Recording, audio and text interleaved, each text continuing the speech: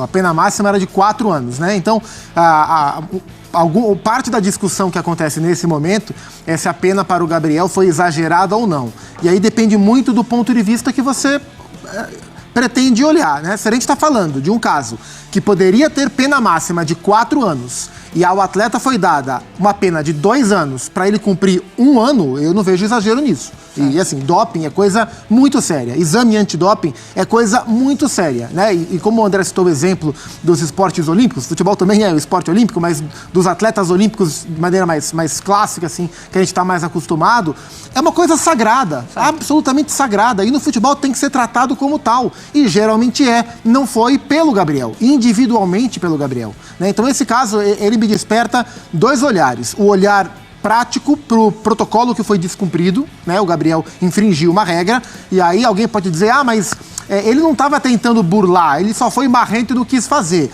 O funcionário, o rapaz que está ali para colher a amostra da urina do Gabriel e levar, ele não é obrigado a interpretar o que o Gabriel está fazendo, quem é o Gabriel, como ele age, né? Um atleta que, primeiro, se nega a fazer o exame, depois, pega o pote da mão do funcionário, depois quer fazer a sua urina, o seu xixi escondido, e depois entrega esse pote aberto para o funcionário, ele pode estar perfeitamente burlando. Palmeirense, quando surge o Alviverde, a gente surge aqui, o Gabigol suspenso por 2 anos, Gustavo Zupac vai falar sobre isso aí, tá? Vai falar, e o André Kfouri também vão trazer as suas opiniões a respeito dessa punição pesada aí pro Gabigol. E olha que é a mínima, hein?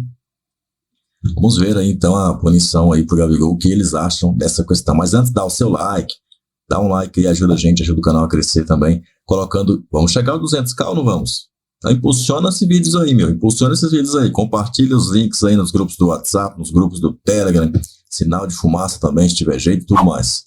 Vamos ver aí a opinião então do Zupac e do Kfouri. O Gabigol vai recorrer da decisão no CAS, só que a gente não sabe quando isso vai ser julgado. Até lá, ele não pode atuar pelo Flamengo, mas ele não pode treinar no Ninho do Urubu. André Kfouri, como foi que você recebeu essa notícia? Foi algo que te impactou? E a gente sabe exatamente o que aconteceu no dia 8 de abril, lá no Ninho do Urubu. Ele chega, todos os jogadores fazem o exame antidoping antes das 10 horas da manhã, que é o que estava marcado.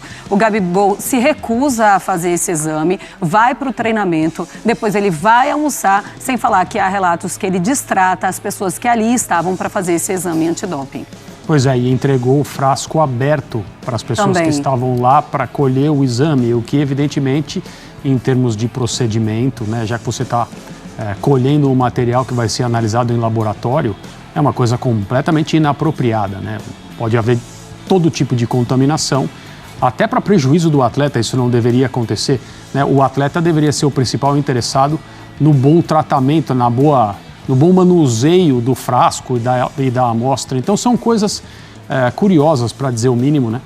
Estranhas, né? Completamente anormais que aconteceram nesse caso, a começar pelo fato de todos os jogadores do elenco do Flamengo, como você disse, terem feito o exame antes do treinamento. Só um deles não, ainda termina o treino, vai almoçar, trata as pessoas responsáveis pela coleta do exame que estão ali trabalhando de maneira desrespeitosa, de acordo com o relato dessas pessoas, e depois se coloca numa situação que pode ser avaliada como uma tentativa de fraude do material. Então, é muito sério.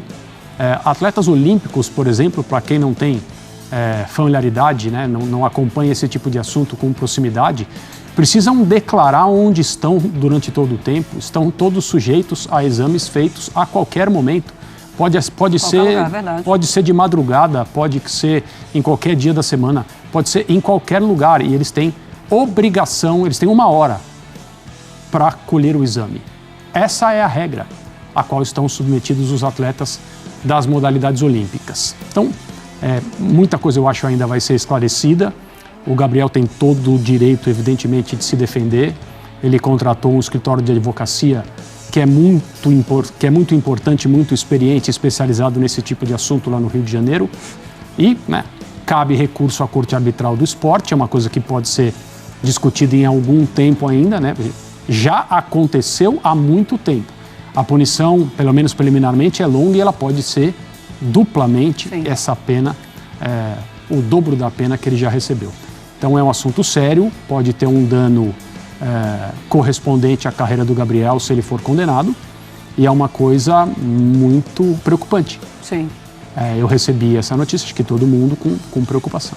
Pois é, a defesa do Gabriel, ela se manifesta a partir de 26 de janeiro, mas ele só é denunciado em dezembro. Então, a partir do momento em que recebe a denúncia de fraude ou de tentativa de fraude, a defesa estava dentro do prazo para se defender e o julgamento aconteceu em 2 dias, na segunda-feira passada, e aí teve essa pausa e agora, nessa segunda-feira, teve o resultado do julgamento. E foi algo recebido com muito espanto também pela diretoria do Flamengo. Ninguém estava esperando que ele fosse considerado culpado por essa tentativa de fraude ou por fraude. E 2 anos é o mínimo da pena, Zupac. Sim, a pena máxima era de 4 anos, né? Então, parte da discussão que acontece nesse momento é se a pena para o Gabriel foi exagerada ou não.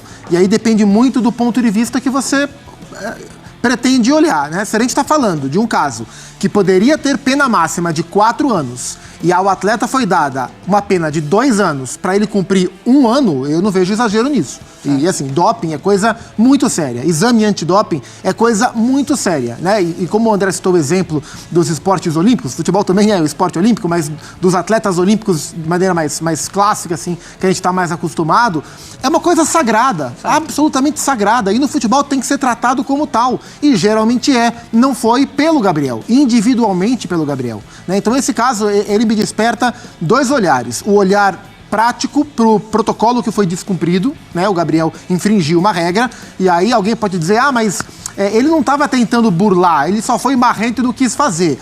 O funcionário, o rapaz que está ali para colher a amostra da urina do Gabriel e levar, ele não é obrigado a interpretar o que o Gabriel está fazendo, quem é o Gabriel, como ele age, né? Um atleta que, primeiro, se nega a fazer o exame, depois, pega o pote da mão do funcionário, depois quer fazer a sua urina, o seu xixi, escondido, e depois entrega esse pote aberto para o funcionário, ele pode estar perfeitamente burlando. E o cara não tem que interpretar se o Gabriel tá, não tá. Tem protocolos, né? E o protocolo foi descumprido. E esse é o primeiro ponto, e é o que levou o Gabriel para o julgamento, e é o que acabou acarretando essa pena que é severa para a carreira do Gabriel. Talvez não seja tão severa olhando o macro da coisa, pena máxima, histórico em outros esportes, mas para a carreira do Gabriel, claro que é uma pena severa. A outra coisa que me chama a atenção é olhar só para o comportamento do Gabriel. Tipo, tentar entender por que um atleta tem um comportamento desse se achando maior que tudo. Isso que me chama a atenção, porque o Gabriel é um cara marrento, ele é um cara marrento, mas até o gente sabe, ele é um cara muito profissional nas atribuições dele com o Flamengo, muito comprometido com o Flamengo. Mas esse comportamento de ignorar, de destratar, de fazer como quer, quando quer, da maneira que quer, é um desrespeito tão grande de alguém que se acha maior do que a situação. E não é a primeira vez. Se a gente parar para lembrar, no meio do ano passado, Fansport talvez se recorde, tivemos um episódio, o intervalo de um jogo do Flamengo no Maracanã, onde o Marcos Braz e o Gabriel quase saíram no tapa, né? Foi um jogo em que o Gabriel deixa o jogo no intervalo, no fim do primeiro tempo, machucado. O gramado do Maracanã estava uma porcaria. O Gabriel estava, com razão, reclamando do gramado do Maracanã. Ele não voltaria para o segundo tempo por estar machucado. E ele queria ir embora do estádio. E o Márcio Tanuri, o médico do Flamengo, o chefe do departamento médico do Flamengo, falou para o Gabriel que ele não podia ir embora, porque se por um acaso ele fosse sorteado por doping, ir embora, não fazer o exame, quer dizer positivo. Conta como positivo. E o Gabriel queria ir embora, e ele e o Marcos Braz quase saíram no tapa. Então não é a primeira vez que o Gabriel se acha maior do que, no caso, o exame antidoping. Esse caso, inclusive, ele acontece depois desse caso que aconteceu no Ninho do Urubu. E no relato, ele diz exatamente isso, no relato das pessoas que estavam lá para fazer o exame antidoping, que o Gabriel gritava, toda vez sou eu que preciso fazer este exame antidoping. Bom, se tiver que ser, vai ter que ser ele sim que vai fazer. Bom, hoje, lá no Rio de Janeiro, tem o lançamento do livro do Zico, a ESPN está por lá, e o Zico foi perguntado sobre esse caso. Vamos ouvi-lo. Já vou logo dizendo, né? Se não tiver lugar para treinar, o Centro de Futebol Zico está à disposição para ele trabalhar a hora que ele quiser, de manhã, de tarde, de noite, não tem problema. Lá é a casa do futebol, então não tem problema.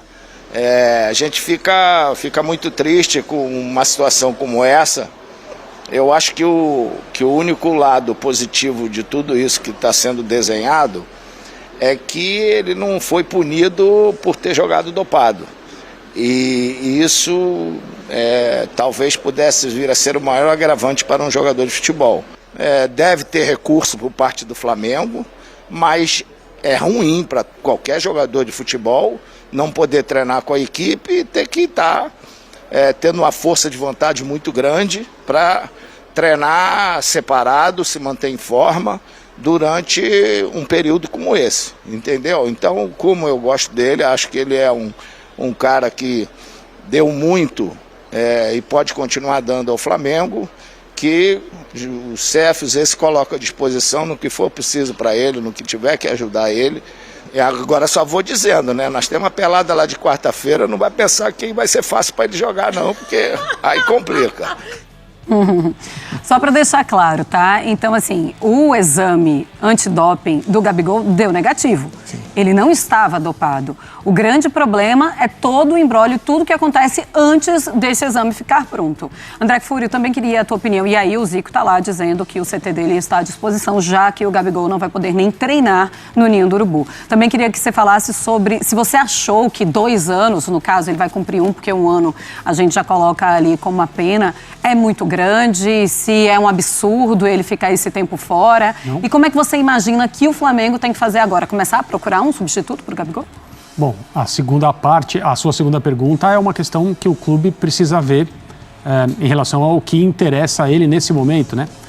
Um jogador como o Gabriel, com as mesmas qualidades, não vai ser encontrado de uma hora para outra, embora o Flamengo tenha plena consciência, esteja bem informado a respeito do transcorrer desse caso, né? Não foi uma coisa que aconteceu também de repente. E em relação à punição, as punições, elas são tipificadas, né? São regulamentos internacionais, são de conhecimento público até. Então, não. Alguém pode achar, nossa, é muito tempo.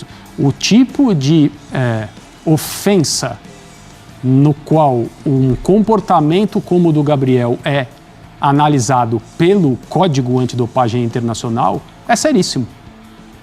A punição tem que ser compatível. É o que eu já falei no vídeo anterior, né? Eu tenho minhas dúvidas agora, quer dizer, tem algumas questões aí que a gente fica com a pulga atrás da orelha para saber, né? Por que tá colocado da maneira que tá colocado, né? Por exemplo, essa questão aí do Gabigol, né? Meu irmão, eu tô vendo que as notícias dão conta de que ele foi suspenso por 2 anos por tentar fraudar antidoping, né? A notícia, inclusive, que estava no GC aí da ESPN. E aí, se você amplia essa discussão, se você pega aí outra informação que também foi passada até pela própria ESPN, eles alertam, eles dizem, sanção de 2 anos é a mínima para fraude. Bom, ele tentou fraudar, então a pena é a mesma? A pena de tentar e fraudar é a mesma? Porque senão é estranho, ele tentou e vai responder por uma fraude? Se ele não fraudou, ele tentou fraudar? Tudo bem que tentar é com o objetivo de conseguir obter a fraude. Mas se ele não chegou a obter a fraude, como ele pode ser punido pelo crime da fraude, pena mínima de fraude, se ele não fraudou, ele tentou? Tem que ver na lei como é que tá essa questão aí, mas provavelmente já foi visto e não teve o que fazer, e é isso aí, né? Agora o Flamengo vai tentar apelar dizendo que ele não fraudou e nem tentou fraudar. Se ele não tentou fraudar, como, Bolas? Como assim? Algo está esquisito nessa história aí, né? Alguma coisa está esquisita nessa história, você não concorda não? Não está muito estranho esse negócio? E geralmente esse tipo de coisa no futebol não dá muita coisa não, né? Provavelmente eles vão conseguir uma atenuação desse prazo aí para 1 ano, talvez 6 meses, não sei. No Brasil as coisas não costumam funcionar. Quando alguém aparece para fazer funcionar, logo vem um sistema e derruba o cara, não tem o que fazer. Então, não sei se o Flamengo vai simplesmente aceitar isso aí, porque no Brasil as coisas meio que são feitas para não funcionar, né? E são feitas para as coisas erradas virarem as certas e as certas erradas. É o que está acontecendo atualmente nesse país. Deixe o seu like aí, a sua opinião também. Eu vejo você então no próximo vídeo. Avante palestra!